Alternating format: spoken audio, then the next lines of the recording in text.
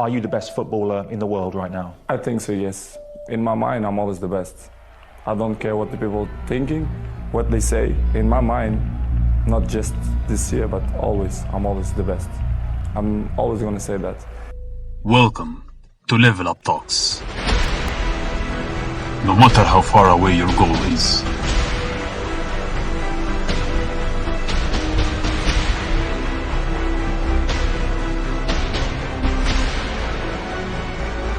disappointment and frustration are binding you, there is always hope.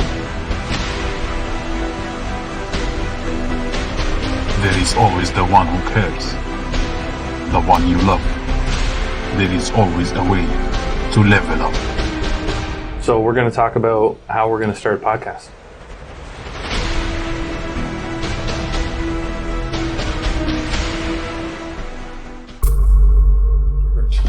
Awesome day. Good. Yeah. Yeah. Tell me about it. Well, I don't know about specifically my day. I just mean the weather outside's awesome. Yeah. No, it was got me going this morning. Good. Kind of trying to clean up the rest. Last part of this week, been pretty busy. But wanted to get doing some stuff that needed to get done around the house. I don't know about you, but I get kind of itchy at this time of year to get things done and organized. We've been already working on that. Yeah. Yeah, I know, me too, but like I didn't get around to the tarp coming off the pool or different things like that. We opened the pool early. We usually open it like end of April. We've opened it as early as mid-April, depending on the weather.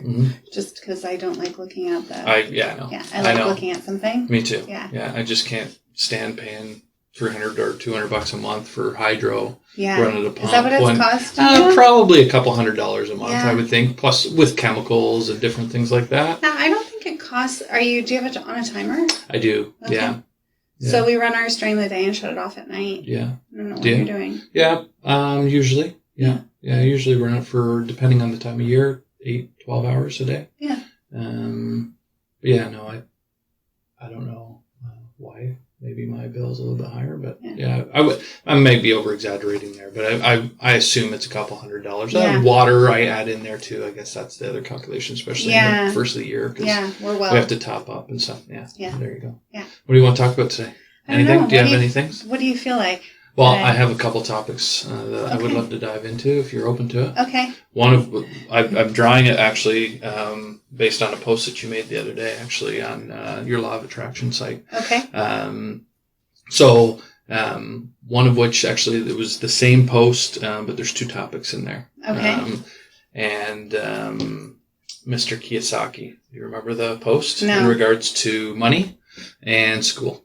Oh, okay, yeah. So, that's a good one. Something that I always like to debate and have discussions about is, where could we improve our education system without, obviously, for lack of a better word, shitting on teachers, because that's not obviously the intent. Yeah, it's definitely not the teachers. No. It's the curriculum. There's some bad teachers. That's a whole nother conversation. But the majority of teachers are great, just like the majority of police officers, like everything, right? But, I think where we could have a good conversation is potentially around, where are the gaps? Certainly as time has gone on in terms of our evolution and what we expect in the real world in terms of skill sets, I think that there are gaps there. I feel like the school system is more lagging rather than leading. Yes. And so I thought we could talk about that. And then something that we could talk about and dive in deeper that was actually in that same post was actually our relationship with money. Yes. And I thought that would be a good conversation. It seems to come up a lot when we have conversations. Yes. Something top of mind for you very often. So I thought that might be fun too. Yeah, definitely. I think really when it comes to the school board, I think first of all, it's kind of crazy to me that they're teaching you how to read, write, do math, all these basics that I think are really important. It teaches critical thinking. There's, it's not that, in today's day and age, you're definitely going to need to know third order calculus. Like there's calculators, there's all sorts of Google, there's all sorts of things, but it teaches critical thinking. Sure. So I think a lot of these components, just teach people how to think and order things. But I think it's shocking to me that the whole principle of going to school is to come out with a job and Mr. Kiyosaki was talking about in that video, which was basically that, they don't teach investing, they don't teach saving, they don't teach anything about stocks or building wealth or how to retain income. They're kind of teaching people how to be poor so that the poor stay poor and the rich stay rich. Yeah, and not even on purpose. No, I don't think it's done on purpose. Yeah. I just think that it's time for an update. It's time for a refresh. It's nice to see that different things are happening in school. Teachers, are getting a little bit more creative in how they're dictating the curriculum. But I think in general, the school board needs... If you had the ability to add a couple components to the curriculum, what would those be things? What would you take out as well? Yeah, I don't know. For me, I think what would be really important would be to build wealth. Yeah. I think that's something that people are not taught. And so they just go out. They think that their life has to be Monday to Friday, 9 to 5. They go out, they get a job, they stick to that job until they're in their 60s and then they retire. And that's sort of the misconception. People don't realize as well that you can control your life. You can control your destiny. I think law of attraction to some degree. So mindset? Would you integrate mindset? Mindset for sure, especially with all the mental health issues that we have, all of the suicide rates increasing with younger kids. I think it's so important that they learn, and they're already implementing this. They're bringing in meditation, Zumba, they're bringing in other activities to teach kids how to de-stress. So I think it's shifting, but I think it's hard to switch the whole school board over, right? Like, it's a big curriculum. It's too big of a boat to turn on a dime kind of thing? Is that what you're thinking? Problem. Yeah. I mean, I would think most teachers, any that are listening to this, they would be saying, well, we do do those things. But I mean, where I'd push back a little bit is to what extent and how much weight are we putting into those things? Yeah. Like, are we putting as much into that as we are your math or your reading? I'm not saying that those aren't important, but mindfulness and all those types of things are every bit as important as these other things. And I think that, we certainly probably learn some of these things just in the context of the environment, but I think that there should be more focus on the actual application and it being an actual course, like an actual conscious conversation about this. I think this is why a lot of parents, you're especially seeing a big surge in a variety of bigger city centers that are putting their children into private schools, because the private schools are leaning more this way. It is easier for them to independently switch their curriculum, switch their topics. They are teaching a lot of different things. But at the same time, I also think that parents have to take a certain responsibility. Just because I don't like the curriculum in the school doesn't mean that I don't spend time teaching my 6-year-old about positivity, the power of positive thinking. He's watched portions of The Secret. It's always playing in the background. Your son's lucky, though. You're right. Your son's lucky, though. He has you, right? So that's the other conversation. What gets taught at school and what gets taught at home. And I mean, sometimes some households don't have what we're talking about right now. Skill that's developed over time, but certainly teaching your kids at a younger age, is very impactful when you're teaching them how to be a good person and that people are not their behaviors. But that's not what I'm saying. I'm saying, you were saying, I think, that we need to take responsibility for how our kids are educated. Yeah. Right? Well, that's a very responsible thing to say. There aren't all homes aren't like that. Not all homes are like that. So at what point is the school going to step in? I hate to say responsible, but hey, that's why we have school. Yeah. Is because we think that there's an opportunity to educate our children. And that's a wide, topic, right? Education, obviously. What are those topics? We almost need somebody, an advocate that is an educator that's already in the system, that knows how to get through the loopholes, that, I don't even know where you would start to begin to changing curriculum. How important is Shakespeare to learn? Right? Right? That's my point. And I'm not begrudging art and those types of things. Sure. I think those are very important. Yeah. But I turned off during that portion of education. Yeah. I just wasn't interested. Yeah, I think mindset's way more important to learn. Right. Sure. So those are the debates, right? Some people what to do with your money, I think that's mindset's one thing. I think it's equally as important that people are knowing what to do with their money, because I know for myself, if you're passed down generation after generation, my parents did better than their parents, and they did better than their parents, and everybody kind of evolved as they went. But still, typically as a child, you're going to learn your wealth skills from your parents. And so unfortunately, for a lot of people, myself included, my parents didn't have those wealth skills. They did very well. They ran very successful businesses, but, they didn't know a lot about investing and, putting their money into stocks or buying rental properties or like putting 10% of your savings away, pay yourself first, all of these different concepts that are more mainstream now.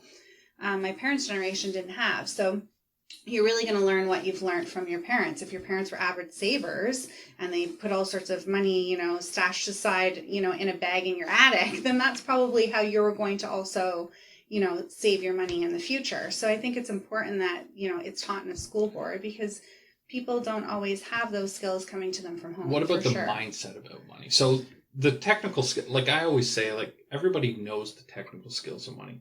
If you don't spend all of it, you'll have more of it tomorrow, right? And there are some savings skills. But I think the more thing that I think you'd be probably pretty passionate about is more the mindset around money, about your relationship with money. Yeah, absolutely. About the evil intent of money or what some people would say it is, or greed and all those types of things. Some things that I still struggle with and someone like yourself might help me move forward. So I think there could be some good conversation around that. And you maybe pushing my thinking, which then maybe help others.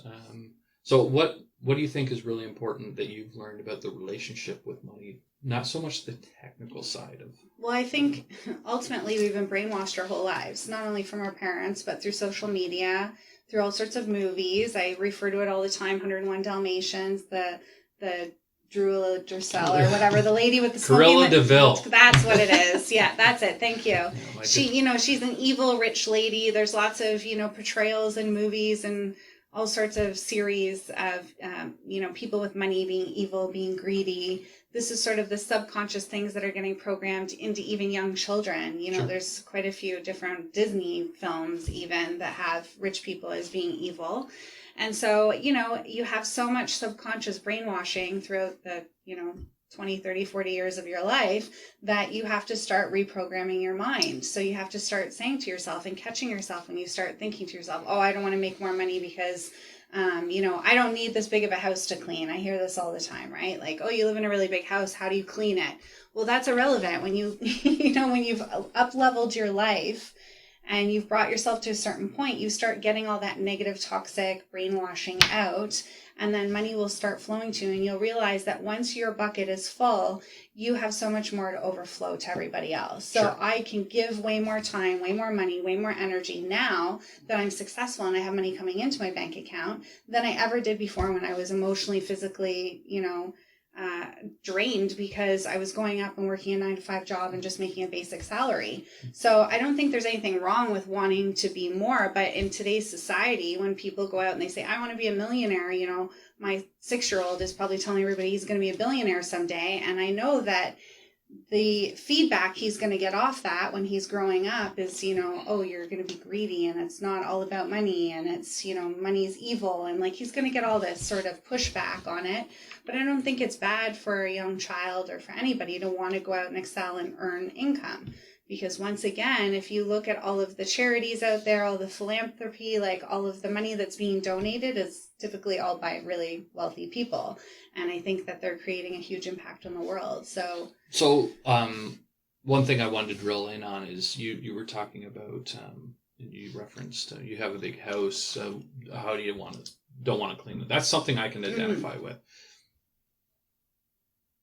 I always struggle with the fact, like, sure, I would take anything for sure, but it's at what point do you not want those things because of the price you would have to pay? Well, I think that's a misconception that people have in their head. They think that achieving success and getting financial freedom is hard work. So is it not? It's not. Okay. So this is where the shift happens. Okay. I work a lot less hours now and have way more freedom now than I ever did when I was working, But tell me you didn't bust your ass to get that. I did, but I didn't need to.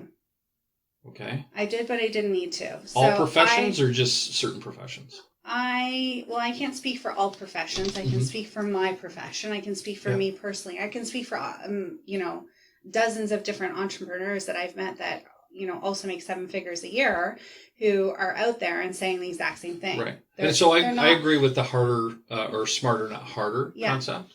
But you I guess get where I better would at give you leveraging your time. yes, but I agree. That's the difference. 100%. Yeah. As you start building wealth and getting more successful, you start recognizing, hey, this isn't where I'm skilled at. And so in order to level up my business, I need to source out whoever's skilled at that. Do you think there's room for everybody to do that? I do. And why? Like, for me, from an economic standpoint, there always has to be a ladder.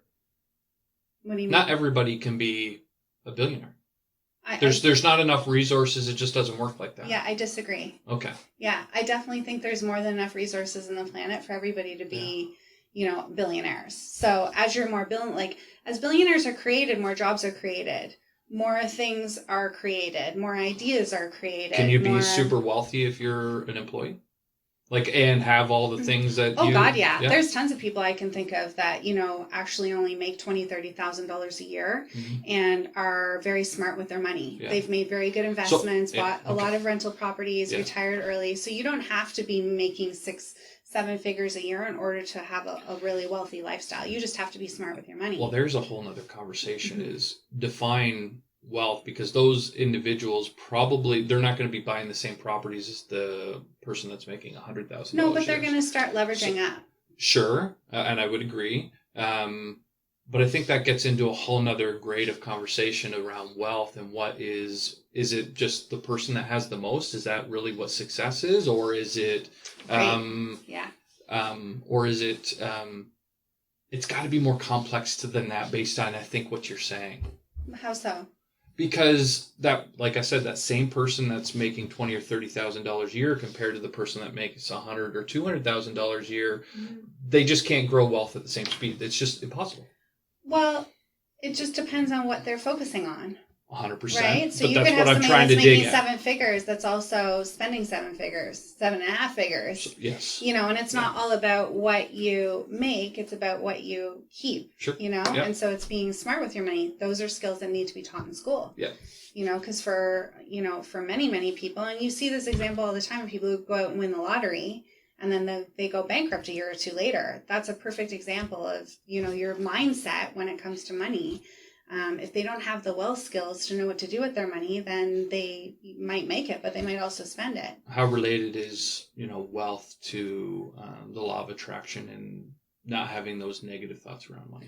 It's huge. It's huge. I mean, it's conscious awareness. You have to be conscious of what you're thinking. You have to be conscious when those thoughts go into your head, where you start saying certain things. I mean, I even catch myself sometimes saying to Deegan, you don't need that. I don't want to ever say we can't afford that, because I don't want him to start getting that scarcity mindset. So you have to be very conscious of what you're saying to them. I don't want to keep I'm guilty of saying that all the time, and I catch myself, and sometimes I believe it. Yeah.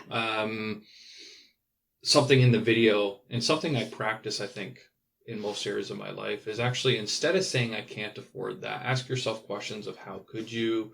I want to say George. Is it George Kiyosaki? No. Yeah. Is it George? Why can't I remember? Yeah, I think so. Mr. Rich Dad Poor Dad. Yeah. Anyways, he alludes to that, and I think that's an important way to kind of deal with it as well. Is instead of saying I can't afford that, how can I, or why do I want to, or dig deeper on what it is that this represents to you if you attract that into your life. I'm trying to teach Deegan too, when he's on his iPad and he wants to spend money on coins and stuff, virtual reality stuff. And I'm trying to say, listen, if you put your money, because we've taught him, as my parents taught me from a young age, that anything I ever wanted as a child, I could have. I had to earn it though. So if I came home and said, I want this, my parents said, sure, you got to earn it. Right. And I would have to go work at their hair salon, sweeping floors. They pay me, whatever, 10 cents a minute or whatever it was at the time. And I would earn it. And so I grew up with this very strong belief that you can have anything that you want if you work for it. Okay. And I think that's a good thing to teach your kids at a young age. So I have also done that with Deacon, but now I'm trying to teach him at a young age without getting complicated about stocks and investments with, real estate, as far as just being smart with your money. So trying to explain to a 6-year-old that, taking that money and buying gems for Minecraft is a waste of your money. It's flushing it down the toilet. Whereas if he took that money and he put it towards a toy, after he's done playing with that toy, we can sell it on Kijiji or a yard sale site, and he can, make money from it. He can play with it. A step in the right direction, right? Yeah. A depreciating asset, but an asset Yeah. nonetheless compared to something that's a usable thing that's no longer going to be around. Yeah, and now actually when we go out to stores and he sees something that he wants, he stops and thinks about it because it's not my money he's spending, it's his money. And oftentimes he'll go and he won't buy anything. So I want to... Oh, sorry, yeah, go ahead. Yeah, so I think it's important that they learn how to use their own money, how to earn their own money. And he'll sit there and he'll be puzzled and say, oh, I don't really need that. Right. Or if I go to sell this, can I sell this? So now he's already starting to develop this wealth skills at a young age. And I also make him save money. So, we've got savings accounts for him. I take certain money that he brings in, he saves it. We also... So we're not saying that you shouldn't have some kind of restraint or some kind of process or filter when you want something. Yeah. Right? That's not a negative mindset. No, that's not a negative mindset. Right. No. You just have to, know how to manage your money properly, right? You don't want to just take it all and just go blow it. I think this is the misconception that there's a lot of misconceptions. I think it gets lost, right? Yeah. Like I think sometimes when from your side of the table, if it's too far to the left, it kind of feels like, well, just do whatever you want. If you just have a positive relationship that if you just spend it and it's just going to come more. Yeah. That's where I think some people... Yeah, and I think, well, listen, I like to use the example of Wim Hof, right? So Wim Hof, I don't know if you know... You better explain that one. Yeah. I don't know. So do you know who Wim Hof is? No okay, idea. So Wim Hof is the frozen man. He's the one that goes into the really cold temperatures and he'll... Like in the movie Frozen? No, like he's... Thinking, are we still on our kids and connecting? He's the Iceman, I think is what they call him. So he goes in and he has a breathing technique that he uses to fight off the cold. And he's got all sorts of studies out there. Just, watch him. It's very fascinating to see how he will sit in the water for days, I think. I don't know how long, how many hours. Cold iceberg, water and live. And he's also I can think of better things to do with my time. He has also been injected with the Ebola whatever virus, like some horrible virus, and fought it off. He fought it off in a few hours. However, this is the difference, okay? Just because there's people out there that have drank strychnine and lived, they had a really crazy belief that they could drink strychnine and not die from it and fight off their body. So even though I believe that that's possible, I don't have that strong of a belief that I could drink strychnine and not die from it. So I won't do it. Right. So I don't Nor are we recommending that anybody do something. Exactly. So I don't think for me, I'm still battling a lot of subconscious programming. Yes. I'm still trying to get out of my brain. Every night I listen to some sort of audio, retraining my brain on all sorts of different skills, not just about money, but about relationships, about weight loss, about all sorts of things that I struggle with, as everybody does. And so, I don't have a strong enough belief about money that it's going to flow so freely that I can go out and spend it like crazy.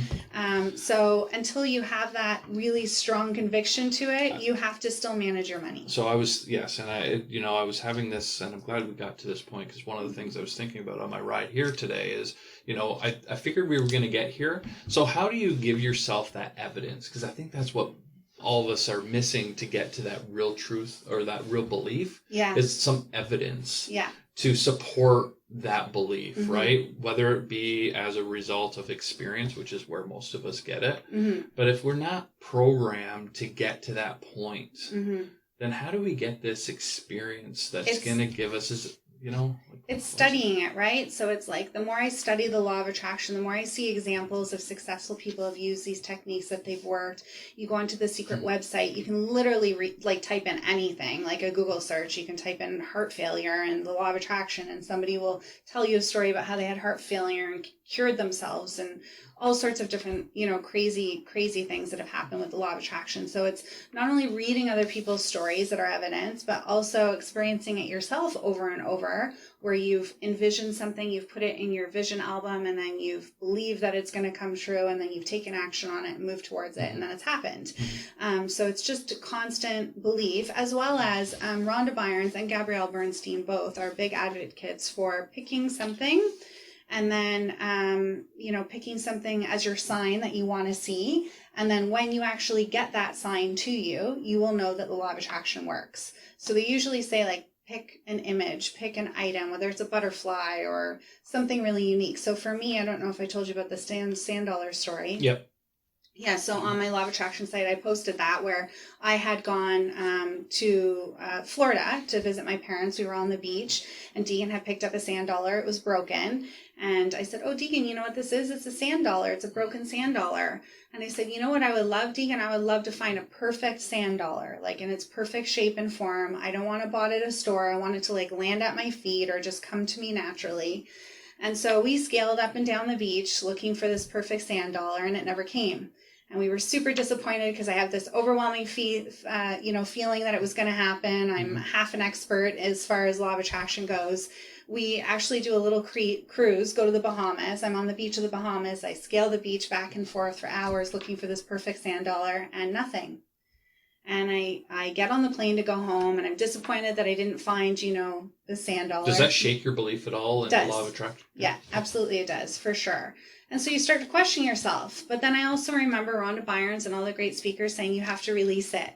Once you want something so bad, if you want it so bad, that vibration that's actually going out to the universe is, I want it because I don't have it. And what the universe is giving you is more of what you don't have. It's feeling that energy. So when you want that thing, you have to release the resistance to it. And you just have to leave it up and have unwavering faith.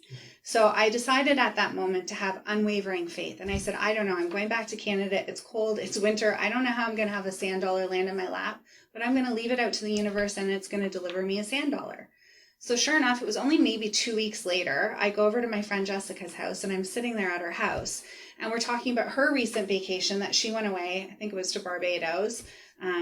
She's an ex-flight attendant, and her husband's a pilot for Air Canada, so they travel quite a bit. So I think that's where they were. And they were talking about all these shells they collected. So Charlotte, her 10-year-old daughter, went off, and she said, Shannon, you want to see this bag of shells I got? And I said, yeah, absolutely. And I was just thinking, she brought out a big conch shell, and Deegan was listening to it because he had just found out, Sure. when we were in Florida, that you can hear the ocean in it. And he was so excited, and she's pulling them all out. And then she goes to pull out the last, most precious shell. She says, this is my favorite find of all. And she goes and she pulls it out of the bag, and she goes, look, it's a perfect sand dollar. And at that moment, my eyes started to fill up with tears. I started to get choked up. I looked at Deegan, and he looked at me because he knew we were looking for this perfect sand dollar and that we had put it in the universe, that it was going to fall in our lap.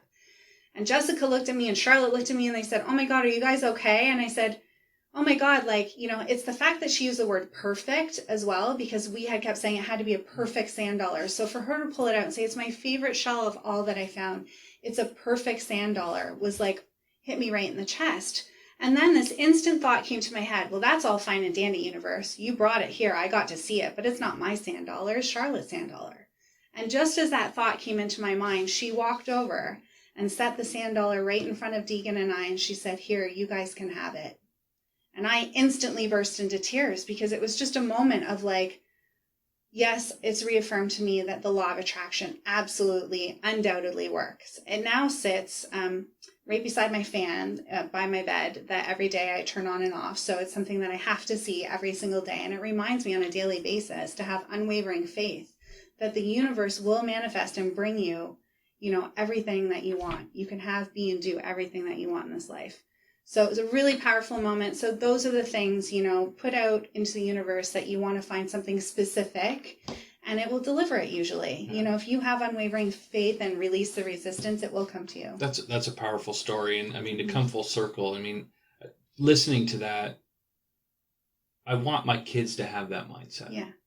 So, thinking about our school system, isn't that what we all want for our kids? To have that faith and that hope that we can have anything in our life, and I think the school system tries to do that in terms of getting a job and falling in line and doing all these things, listen to as you're told, which is something from once you get beyond school, is something that we often say, well, you got to push back against that, right? If you just sit there and say yes, yes, yes, then you're not going to get to where your dreams are. Yeah. So how do we get that into our school system? I think it's by having conversations like this. It's awareness, right? It's like anything. There has to be enough awareness about the Me Too movement brought so much awareness to that movement. Sure. And, it just has to keep being talked about, and eventually something will change. I think that's incredibly important. I know I was having this conversation actually on LinkedIn the other day. I mean, a couple comments back and forth, but I think it's so important that it's not necessarily the result, but more the conversation. Yeah. That's so important in a lot of cases. Yeah. That it's not necessarily you're blue and I'm black in terms of our favorite color. It's actually having a dialogue about why you like blue and why I like black, and saying it's okay. We don't even have to agree. Yeah, that's you right. know, like if we're consciously having conversations and questioning both sides, and we're open to that, I think that's where a lot of value lies. I say it all the time, just because I want this lifestyle doesn't mean you have to want this lifestyle, and for some people they love traveling. For some people they love staying at home and working on their house. Like whatever it is that floats your boat and makes you happy, you need to focus on that. My whole mission in life is to bring conscious awareness, because I think people are convincing themselves that they like their life when they actually don't, because they don't realize that they can change it. It's, it can be manifested. It can be changed. They're not stuck in this trap. I know, for many, many years, I went to a job, J-O-B, and convinced myself that I loved it. And I did to a certain degree. But now that I'm doing what I'm passionate about, what I love, it's different. It shifts you and it changes you. And I want other people to have that opportunity to be able to go out and, have a life that's fulfilling, that's impactful, that they want to, jump out of bed and go to work every day, right? Like, who doesn't want that? Yeah. And that's what we want for our kids, so we should be trying to lead by example. Mm-hmm. I want to ask you a question, because I meant to ask it about 20 minutes ago when we were on the topic of money. One of the things I share with my kids, and right or wrong, and I want your input, is I often say you can have anything you want, but you can't have everything you want. Why? I want you to tell me. Yeah. I don't believe there is any limitations. I really don't. The only difference between somebody who has everything they want and somebody who does not is their mindset. Period. That's it. The minute that you say, I can't have something, you've created that. It's created. You can't have it. Right. So I want, Deegan, he says, and I think that's the greatest thing my parents ever did for me, is that they really encouraged me that I could have, be, or do anything. Right. When I said I want to be president of the United States, my mom was like, well, it's going to be tricky, but it's not impossible. You just have to change the Constitution. Yeah. It's just, right. like anything really, for the most part, I really believe is possible. And I think at some point, you look at people who said, I want to go on the moon. And how many people said, no, that's not possible. 100 years ago, they thought the moon was like that the world was flat. So there's no sacrifice? Oh, there's sacrifice for sure. But I think when you're passionate about something, it doesn't necessarily feel like a sacrifice. Right. And I think it's your perspective on it, right? So like I failed a lot of times. It's the failures that made me successful. Sure. Right. And so you have to be prepared to fail. Like, you have to be able to make those mistakes 1,000 times in order to like hit the 1,001th time that you actually gained your success. It reminds me of the KFC. What's his name? Colonel Sanders. Yeah, his story is brilliant, right? I don't know how many times he went and pitched his recipe. It was 10,000 times or something ridiculous. Ridiculous. A lot more times than most people would have given up. Given up like way earlier than that. So I do believe if you have a strong enough belief and passion, like you will make it happen. You will figure it out. Okay. Yeah. Yeah. No. I mean, and I guess where I share that story is if you only have so many resources, I think where I need to change my story is that if you're going to accept where you are, you only have so many resources. Yes. But you always can get more. Yeah. So, would you agree that the statement, as long as it includes that if you stay where you are, then you're right. You're limited. Yeah. Right. Mm-hmm. But if you're willing to grow and tap into other areas that you haven't, you can have anything. If you don't think that there's opportunities available, then opportunities will not be seen. You won't see those opportunities because you're not looking for them. And so they can come right into your lap and you're going to say to yourself, oh, okay, that might have fallen in my lap, but I'm not good enough. I'm not ready. I don't know. And also, like, so much of it is subconscious programming, right? It's just limiting beliefs that you have that, oh, I don't know if I'd actually want to be that rich and famous, or I don't know if I'd want to, you know, like there's all sorts of craziness that happens there that you probably aren't even aware of, that even I'm not aware of. I had a conversation with my good friend Pam the other day, and we were hashing out success. And so she had said to me, like, what are you most fearful of success? And I'm like, I don't know, nothing. She's like, no, stop and think about it. If you were really successful and you had everything you could possibly imagine, what are you afraid of? What's the first thing that just blops out of your mouth? And I'm like, being alone. Like, that's subconsciously rooted that I wasn't even aware of until she forced me to say that. She's like, what's the first thing that comes out of your mouth? Being alone. Okay. So I'm like, where did that come from? And then we started talking about that. And you start looking at people like Oprah, who I love so much, who very much comes across in the public as though she's alone. She, you know, really is just her. Stedman and Gail are like, you know, her life. And aside from that, you don't see her having a lot of friends, having a lot of outings. She seems to live quite a life of solitude. In the public's eye. Right. Now, I was going to say that. You know, probably likely not true. She could be all. entertaining 6 days a week. Sure. I don't know. I don't personally know Oprah yet. So someday I will, but right now I don't. So, you know, I don't know. That could be something subconsciously programmed in there. Maybe I watched a movie when I was really young where the really rich person was alone or lonely. Or I look at somebody like Jim Carrey, who's been very public about his solitude and how he's retreated in. And so maybe those people who I value so much in their thinking, I'm, you know, subconsciously, I have some sort of limiting belief that I don't want to be successful because I don't want to be alone. Sure. Yeah, and we have to keep pushing ourselves, and we need people in our lives that push you and question you. Yeah, absolutely. Because those are gifts. They may not feel like it in the moment, especially when you're kind of just learning this type of thing. Well, I think I spend so much time brainwashing myself that I don't even allow my mind to go there. Yeah. I don't allow my mind to even go anywhere. Like, it's actually difficult for me to gossip or talk negatively about somebody or something because in the same way. I'm so focused now on being positive that I can't even allow myself to go into my limiting beliefs because I've been reprogramming. So it's important that you push yourself there sometimes. Yeah. Yeah, no, because I think that that's a defensive mechanism, right? To kind of keep that negativity out. Sometimes I think that defensive mechanism can stop you from growth of going to where you need to go. Yeah. Go through a little bit of pain, some failure or whatever in order to learn. Yeah, it's all about the process. Yeah. Everybody says that. It's all about the journey. Yeah. And they're absolutely right. It is definitely all about the journey. I don't know how many times in my life I've checked off a goal and just kept on going. Yeah. Well, and I think for me, sometimes it can be very tough and you kind of get down or whatever. Sometimes when I remind myself of that fact that it is about the journey, it brings me comfort. Yeah.